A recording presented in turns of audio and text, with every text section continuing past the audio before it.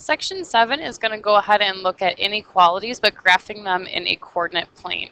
So some of the terminology today is obviously you have a line, but when you put that in a coordinate plane, that's going to be considered the boundary, and that is going to separate your coordinate plane into two half planes. Okay, so you're going to have two half planes. One is either going to be true and one is going to be false, and we are always going to shade the true side. Okay, true means it is a solution, so we are going to shade those true sides. So let's look at some of these. Example A says y is greater than -2. So for now, to graph it, you're just going to pretend that that's an equal sign, and you should remember that y equals is a horizontal line. So I have a horizontal line down at -2, but now my question is this should be a dotted or a solid line? Because it is just like greater than, it would be an open dot, so that would mean a dashed line. So I have a dashed line down at -2, and now it says greater than. Well, greater than would obviously be above, so I'm going to shade everything above -2. Okay, so in a coordinate plane, draw it as if there was an equal sign, and then go ahead and shade. Example B will be a little bit trickier. So this one is y is less than 3x minus 2. So it's in slope-intercept form. So remember, this is your b value, which you're going to graph first on the y-axis. So my y-intercept is -2. And then my 3 is my slope here, which means up 3 from my spot. So 1, 2, 3, and over 1, up 3, and over 1.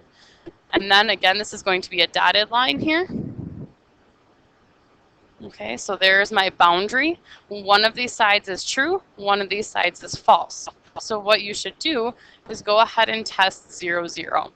So this is the order pair 0, 0. So I'm going to plug in 0, 0 to my order pair. So I have 0 less than 3 times 0 minus 2. So I plugged it in for my x and my y. Now my inequality says is 0 less than -2. That is a false statement. So that means this whole side is false, and this whole side is true, meaning I shade the true side, so I should be shading this side. So you need to be testing 0, 0, plug in 0 for x and y, see if it makes your statement true or false, then label your half planes and shade the true side. So it can be confusing, so let's try another one. Example C. This time it's not written in slope-intercept form, so if you remember back to chapter 3, this is when I would make an XY chart and find my intercepts. So if I plugged in 0 for x, it means y would be a -10. And if I plugged in 0 for y, I would need my x to be 8. Okay, so that's just finding the intercepts a little bit easier. If that confuses you, you can always write that in terms of y equals mx plus b. It's just a little bit of work. So I've got 0, -10, and I'm going to go by 2s here. So 2, 4, 6, 8, 10. So I've got 0, -10. And then 8, 0, 2, 4, 6, 8. So here's my 8, 0. Because this symbol has an equal sign, that means it's going to be a solid line. Just like we would have had a closed dot before, now we have a solid line. So now I'm going to go ahead, here's 0, 0, plug that in for x and y. That means I'd have 0 minus 0 less than or equal to 40. That is a true statement. So this side is true, this side is false. And you're always shading the true side. So in this scenario, it is above the line. Okay, so test 0, 0. It should hopefully help things out. Okay, example D is a nice story problem. A ferry boat transports cars and buses across the river. It has spaces for 12 vehicles. A car takes up 1 space. Okay, so a car is 1, and a bus takes up 3. We've got a total of 12. So I want to find the linear combinations that can be taken on that crossing. So we kind of looked at this again in chapter 3. So if I want to find the total, I would have 1 space for the cars plus 3 spaces for the buses. It has to be less than or equal to the 12 spaces I have total. Okay, so that should kind of look familiar to you. We were just talking in inequalities now. Okay, so if you remember, this would be an example of a discrete graph, because you can't take a half a car or a half of a bus. So what we have to do is find all of the possible combinations. So I'll start with 0. If I take 0 cars, I can take 4 buses. Okay. If I take 1 car, that leaves me 11 spaces, and 11 divided by 3 is not even, so that won't work. If I try 2 cars leaves me with 10 spaces. That's also not divisible by 3 buses, so that's not an even number. So I'll try 3. If I take away 3, that will leave me with 9 spaces, so that can fit 3 buses. Okay, so obviously because we're multiples of 3, the next option that's going to work here is 6. So that will leave me with 6 open spaces, which can be filled by 2 buses.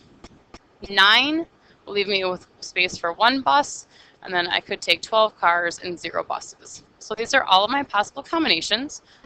So if I want to graph that, I'm going to label cars on my x-axis and buses on my y's. So I've got to go to 12, 0. So I'll go 2, 4, 6, 8, 10, 12.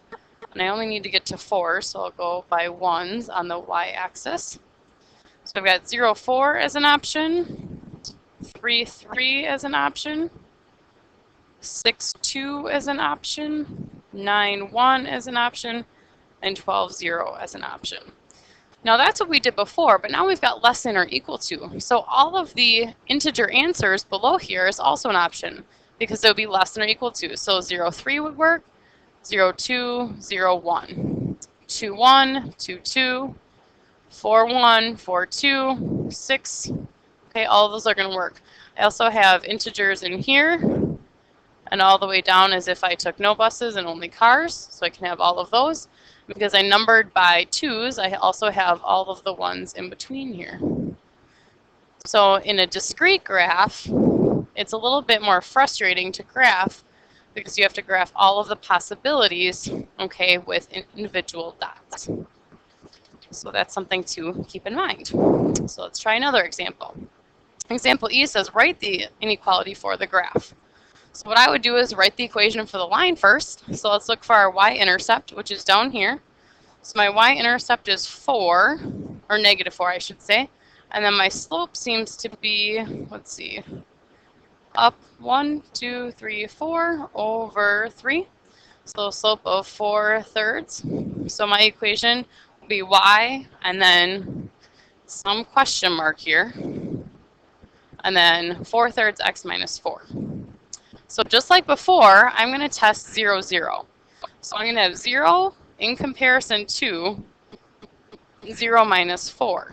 Now, because this is shaded, that means that is the true side and this is my false side. So what I want is this question mark to be true. So is 0 bigger than negative 4 or less than? It is bigger, so my equation should say y is greater than, and because it is a solid line, that should be greater than or equal to 4/3 x minus 4. Okay? And that is all I have for today, and you might have some questions, so go ahead and write them down and bring them to class tomorrow.